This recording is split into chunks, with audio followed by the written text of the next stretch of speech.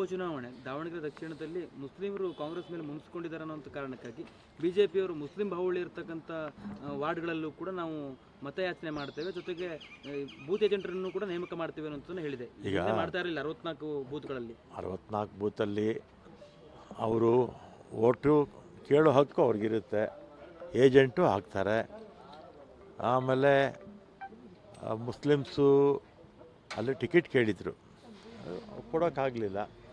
ರಾಜ್ಯಸಭಾ ಅಥವಾ ವಿಧಾನ ಪರಿಷತ್ತಿಗೆ ಕೊಡ್ತೀವಿ ಅಂತ ಮುಖ್ಯಮಂತ್ರಿಗಳು ನಮ್ಮ ಪಕ್ಷದ ಅಧ್ಯಕ್ಷರೆಲ್ಲ ಹೇಳಿರ್ತಾರೆ.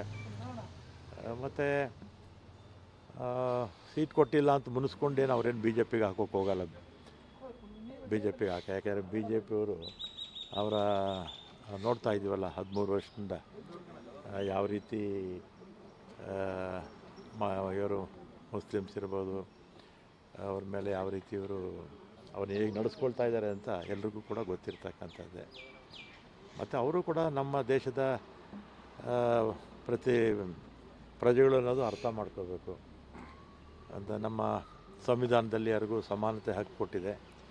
ಆದರೆ ಬಿ ಜೆ ಪಿ ಸರ್ಕಾರ ಬಂದ ಮೇಲೆ ಒಂದು ಕಣ್ಣಿಗೆ ಬೆಣ್ಣೆ ಒಂದು ಕಣ್ಣಿಗೆ ಸುಣ್ಣ ಅಂತ ಕೆಲವ್ರನ್ನ ತುಚ್ಛವಾಗಿ ಕಾಣ್ತಾರೆ.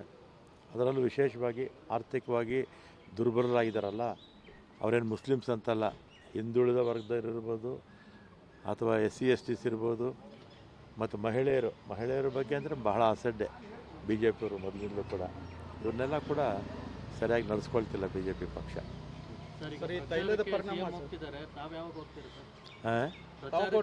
ನಾನು 3-4 ದಾವಣಗೆರೆ, ಇದು ಬಾಗಲಕೋಟೆ 3-4, ಅಲ್ಲಿಂದ ಮುಗಿಸ್ಕೊಂಡು 5-6 ದಾವಣಗೆರೆ.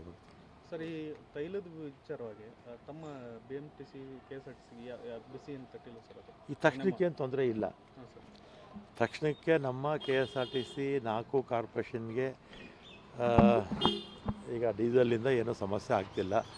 ಹೀಗೆ ಇನ್ನೂ ಮುಂದುವರೆದ್ರೆ ಏನಾದರೂ ಆಗ್ಬೋದೇನೋ. ಸರಿಯಾಗಿ ಪೂರೈಕೆ ಆಗ್ತಾ ಇದೆ ಸರ್?